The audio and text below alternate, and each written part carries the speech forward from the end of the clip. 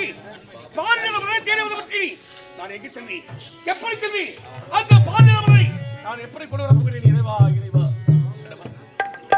இறைவா, நீ நில்லு, பதில் ஒன்று சொல்லு, உண்மையை உரைக்கு தயக்கமா?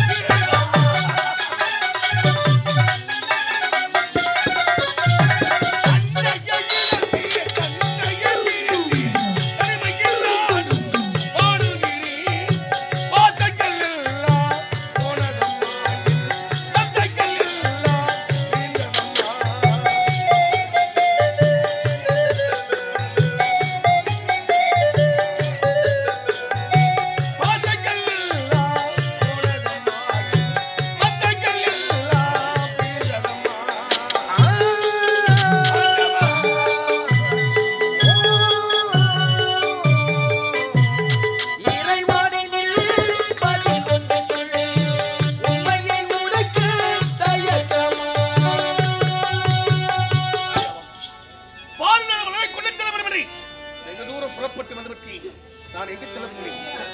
ஏதோ ஆண்டவனுடைய ஆலயம், அந்த ஆண்டவனை வணங்கினார் எனக்கு நிச்சயமாக பாதுகாவலை கிடைக்கும். இப்பொழுது அந்த ஆண்டவன் எம்பெருமான் நாராயணன் அந்த பரந்தாமனை மனதார வைத்து துதித்தால் நிச்சயமாக எனக்கு பாதுகாவலை கிடைக்கும். ஆண்டவா கோவிந்தா நாராயணா திருப்பதி மலை வாசா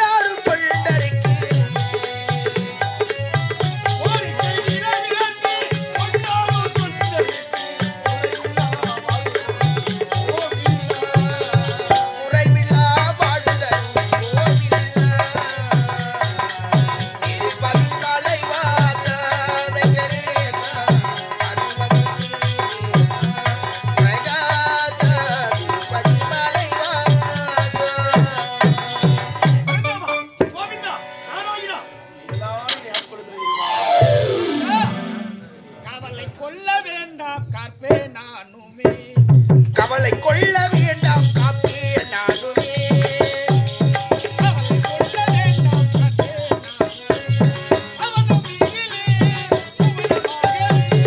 கவலை கொள்ள வேண்டாம் காப்பே நானுமே.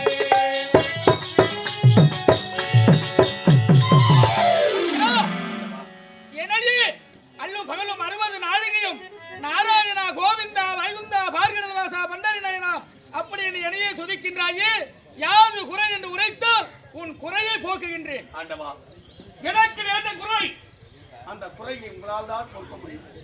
அந்த குறை என்ன தெரியுமா? என்ன?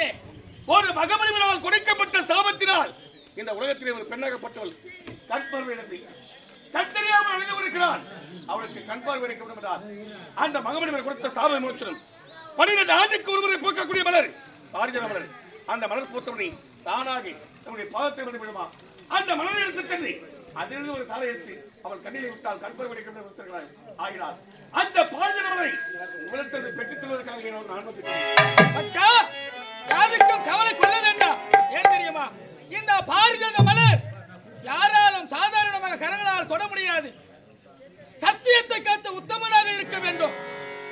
தாயும் தான் மணக்கும் பெண்ணை தவிர்த்து மற்றவர்கள் யாவரையும் உடன் பிறந்த சகோதரிகளை நினைக்க வேண்டும். உண்மையே நினைக்க வேண்டும். தர்மத்தை காப்பவனாக இருக்க வேண்டும். அப்பேற்பட்டவன் நீயே எனது பக்தன். ஆகையால் நீ என்னுடைய தரிசனத்தை காண வேண்டும் என்பதற்காகவே என்னுடைய திருவிளையாடல்களை இதுவும் ஒன்று. நீ தேடி வந்த பாரிஜாத மலரை தருகிறேன், பெற்றுக்கொள். இப்போதை சென்று அந்த பெண்ணிற்கு அப்படியே சென்று இன்னும் இனிதான நல்ல